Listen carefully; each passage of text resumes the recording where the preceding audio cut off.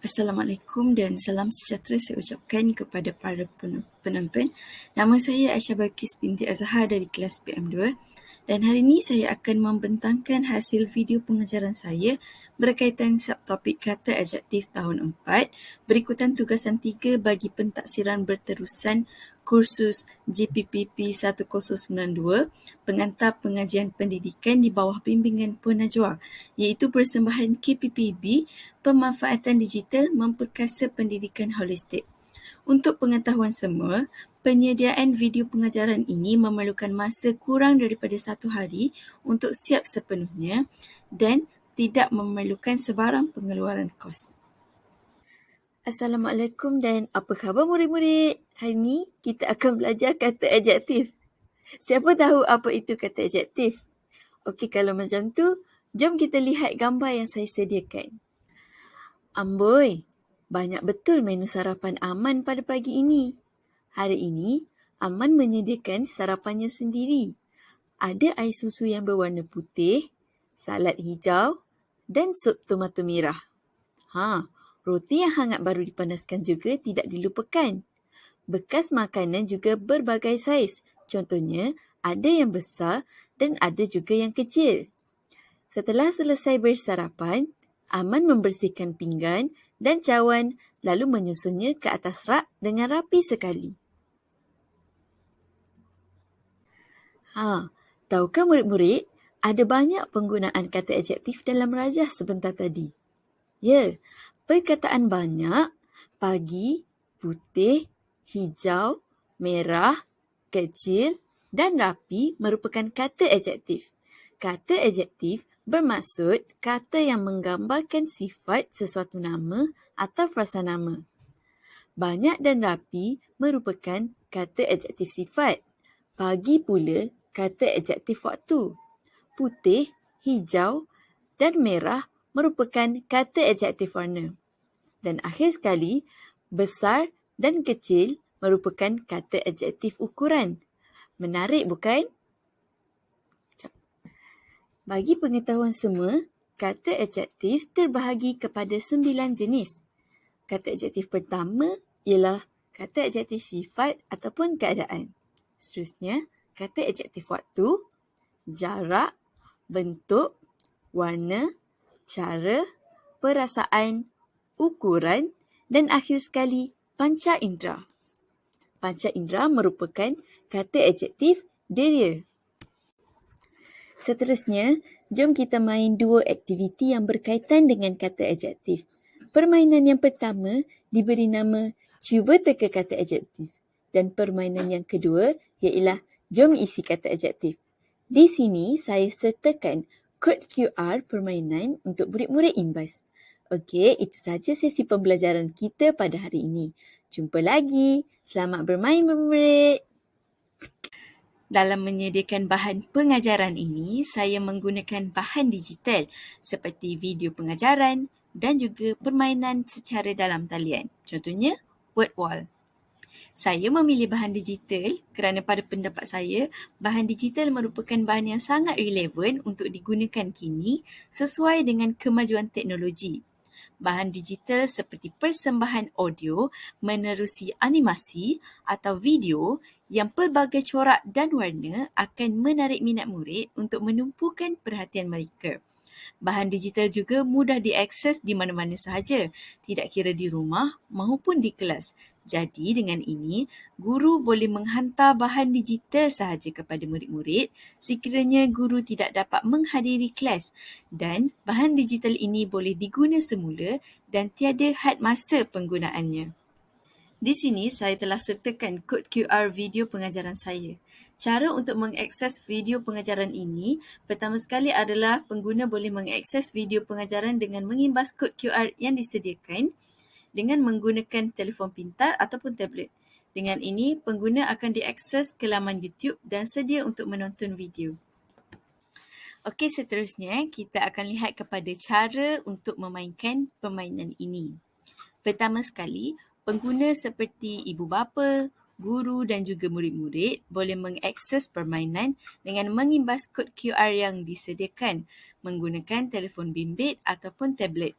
Seterusnya, pengguna boleh memilih permainan yang ingin dimainkan. Selepas memilih satu daripada permainan yang ingin dimainkan, pengguna perlu mengimbas sekali lagi kod QR permainan yang dipilih untuk ke halaman utama permainan. Akhir sekali, pengguna boleh bermain permainan yang dipilih dengan selamat. Jom kita tengok video simulasi cara mengakses dan simulasi-simulasi permainan ini.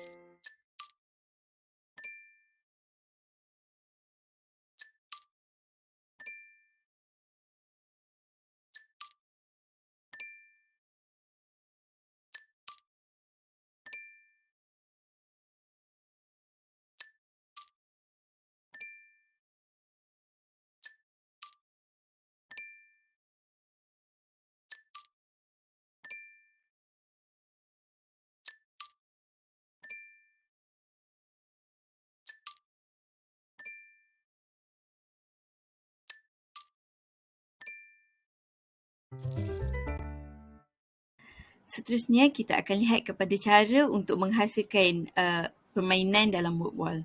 Okey, langkah pertama untuk menghasilkan permainan ini adalah dengan mendaftarkan sebuah akaun WordWall. Untuk ke halaman WordWall, kamu semua boleh mengimbas kod QR yang tertera ini ataupun boleh terus masuk ke laman web WordWall. Seterusnya, kamu semua boleh pilih template aktiviti dan bina permainan mengikut kreativiti masing-masing. Akhir sekali, setelah selesai buat permainan, kod QR ataupun pautan boleh dikongsi dengan orang lain menerusi aplikasi sosial ataupun laman web persendirian. Jom kita lihat video simulasi cara menghasilkan aktiviti dalam WordWall.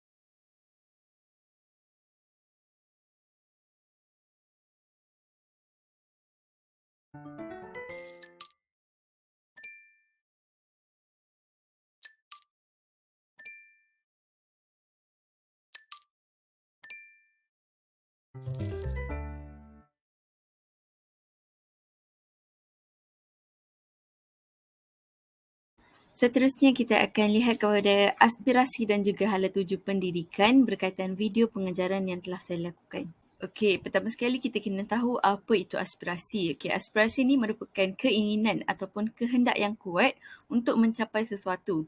Jadi, aspirasi sistem pendidikan ni merupakan hasrat Kementerian Pendidikan Malaysia untuk melaksanakan perubahan yang baik terhadap sistem pendidikan itu sendiri. Terdapat 6 aspirasi murid iaitu kemahiran berfikir, kemahiran memimpin, kemahiran berbahasa, etika dan kerohanian, identiti nasional dan yang terakhir, pengetahuan. Dalam video pengajaran ini, aspirasi murid yang terlibat ialah kemahiran berfikir, kemahiran memimpin dan pengetahuan. Seterusnya, kita akan lihat kepada elemen pertama dalam 3 aspirasi yang terlibat dalam video pengajaran saya. Pertama ialah kemahiran berfikir. Kemahiran berfikir ini merupakan salah satu elemen terpenting dalam mempersiapkan murid agar mereka berupaya bersaing pada peringkat global. Berfikir adalah proses kognitif yang membolehkan maklumat diperoleh, pengetahuan berkembang dan ilmu dijana.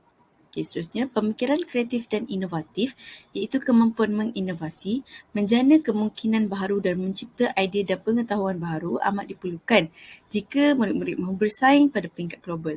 Murid dalam video pengajaran saya, murid perlu mempunyai kemahiran menyelesaikan masalah dan penaklukan iaitu keupayaan meramal masalah dan mendekati isu secara kritis, logik, induktif dan didaktif bagi mencari penyelesaian.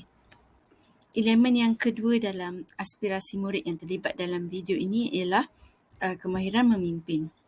Dalam kemahiran memimpin, adanya unsur berdaya tahan. Murid yang berdaya tahan adalah menjadi aspirasi sistem pendidikan agar mereka mampu membangunkan cara berfikir yang konstruktif serta mampu menghadapi rintangan.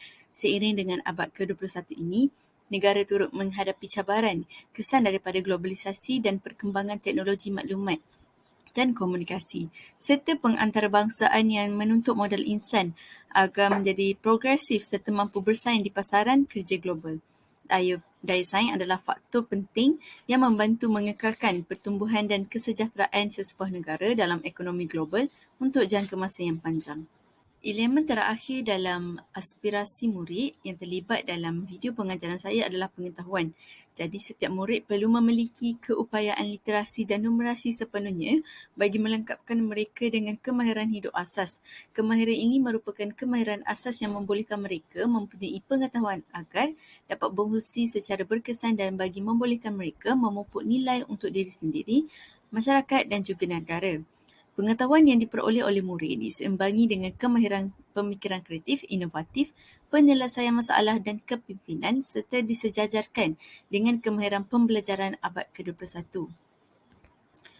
Jadi, ia juga ditambah baik dengan memberi penekanan kepada pengajaran berpusatkan murid dan pengajaran berbeza di samping turut memberi lebih penekanan kepada penyelesaian masalah, tugasan berasaskan projek, memperkemas mata pelajaran atau tema dan melaksanakan pentaksiran formatif. Seterusnya, kita akan lihat kepada hala tuju pendidikan. Jadi, hala tuju pendidikan di Malaysia ni berlandaskan kepada falsafah pendidikan kebangsaan yang memfokuskan kepada pendidikan yang berterusan. Tujuan utama hala tuju pendidikan adalah untuk mengenal pasti kesesuaian strategi pelaksanaan, pelan tindakan, aktiviti, indikator dan jangka masa yang ditetapkan sama ada perlu dikekalkan, dipinda atau digugurkan berdasarkan perkembangan dasar-dasar pendidikan yang dilaksanakan. Pendidikan merupakan proses pemulihan dan pemindahan pengetahuan, nilai murni dan kemahiran berterusan sejak kecil hingga akhir hayat melalui peringkat awal, peringkat sekolah dan peringkat selepas sekolah. Seterusnya, jom kita lihat keselarasan falsafah pendidikan kebangsaan dan falsafah pendidikan guru dalam penghasilan video pengajaran ini.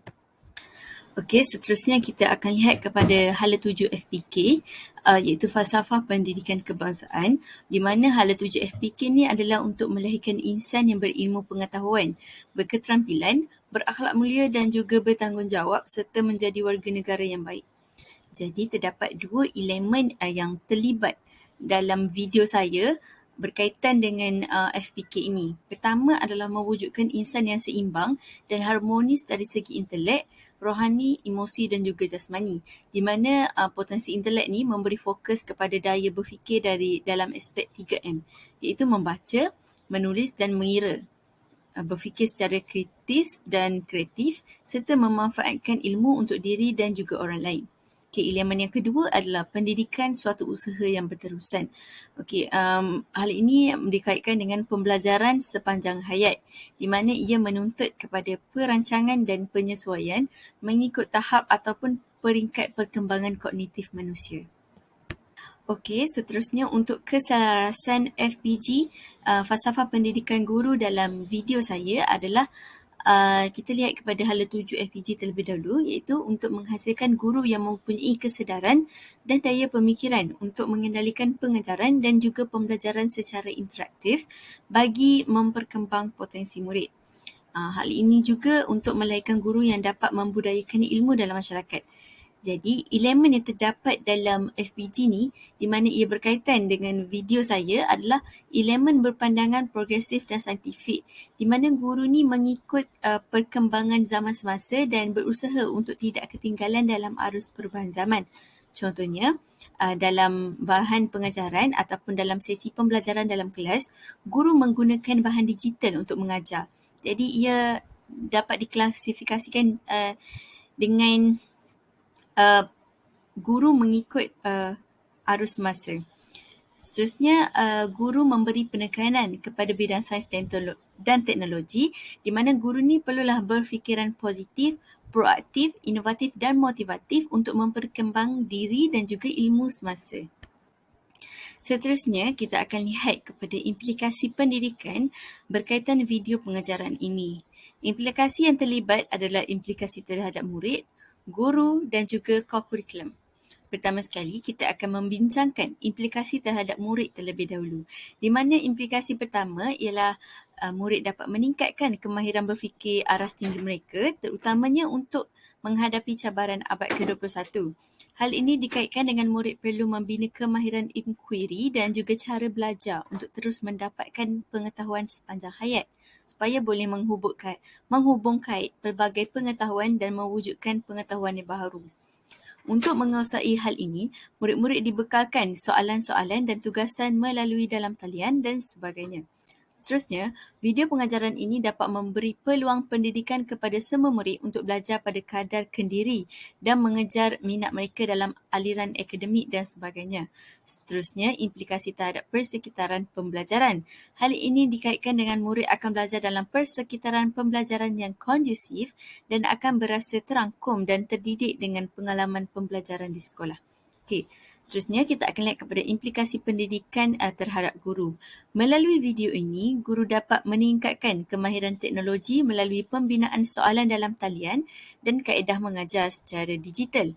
Seterusnya, guru dapat meningkatkan meningkatkan pembangunan profesionalisme dengan melakukan anjakan minda dan perubahan budaya kerja serta memperbarui pengetahuan dan mempertingkat kemahiran melalui pembelajaran berterusan di mana guru mempelbagaikan teknik pengajaran untuk memotivasikan murid untuk terus belajar.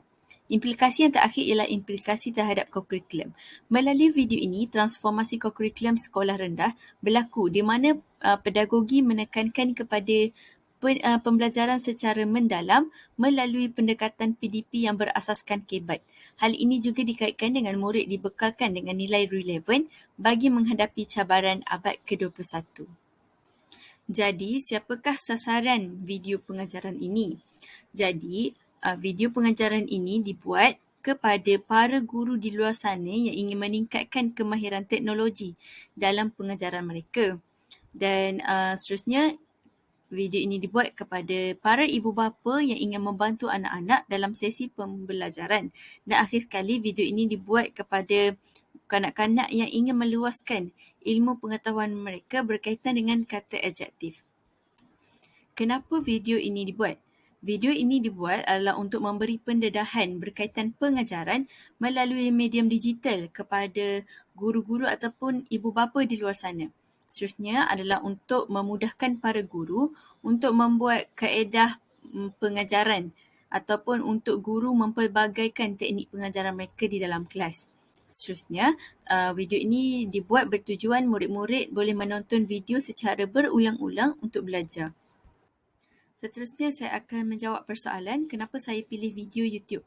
Okay, pertama sekali, saya pilih video dan memuat naik ke dalam aplikasi YouTube ni kerana ia dapat menjimatkan masa. Contohnya, pengguna seperti guru, ibu bapa ataupun murid-murid ni, dia boleh mengulang video pembelajaran secara berulang kali dengan kelajuan yang sesuai kemahuan. Contohnya, mereka boleh memainkan video secara 2 kali laju ataupun 2 kali perlahan. Okay, kelebihan kedua bentuk video YouTube ni adalah ia dapat menjimatkan tenaga. Contohnya, pengguna seperti guru tidak perlu menyediakan bahan bantu mengajar yang konkret ataupun maujud secara berterusan. Malah mereka boleh merekod dan memuat naik video pembelajaran ke YouTube sekali saja untuk tontonan ramai. Dalam bahan dalam bentuk video ni, dia boleh digunakan semula dan tiada had masa penggunaannya. Jadi, apa manfaat video pengajaran ini? Okey, manfaat yang pertama kepada guru dan ibu bapa adalah mereka dapat menyediakan bahan bantu mengajar dengan mudah di rumah ataupun di sekolah. Seterusnya kepada murid, mereka video pengajaran ini dapat menarik minat mereka untuk belajar dan juga menguatkan kefahaman murid melalui penyediaan soalan selepas pembelajaran. Okey, yang terakhir kita akan lihat kepada Anjakan Pelan Pembangunan Pendidikan Malaysia PPPM, di mana dalam PPPM ni ada beberapa anjakan dan anjakan yang terlibat dalam video pengajaran saya adalah anjakan yang ke-7 dan ke-9. Pertama, kita akan membahaskan anjakan yang ke-7, di mana anjakan 7 ni dia membicarakan memanfaatkan TMK bagi meningkatkan kualiti pembelajaran di Malaysia. Okay, melalui TMK ni, guru mampu menukarkan situasi belajar di dalam kelas menjadi sesuatu yang menarik dan menyeronokkan. Hasil olahan daripada gadget ataupun komputer seperti gambar, media grafik, poster dan sebagainya dapat menarik minat pelajar. Okay, contohnya, guru melalui TMK ni, guru mampu meninggalkan tugasan ataupun nota melalui laman maya. Akhir sekali adalah anjakan yang ke-9, di mana anjakan ini membicarakan tentang bekerjasama dengan ibu bapa, komuniti dan juga sektor swasta secara meluas. Hal ini dikaitkan dengan peranan ibu bapa yang menjadi rakan paling rapat di rumah dalam memastikan kecemerlangan akademik anak-anak. Misalnya dalam membantu pengaksesan anak-anak ke alam maya. Jadi itu saja perkongsian saya setakat ini. Sebarang soalan boleh diajukan di ruang komen di bawah. Terima kasih.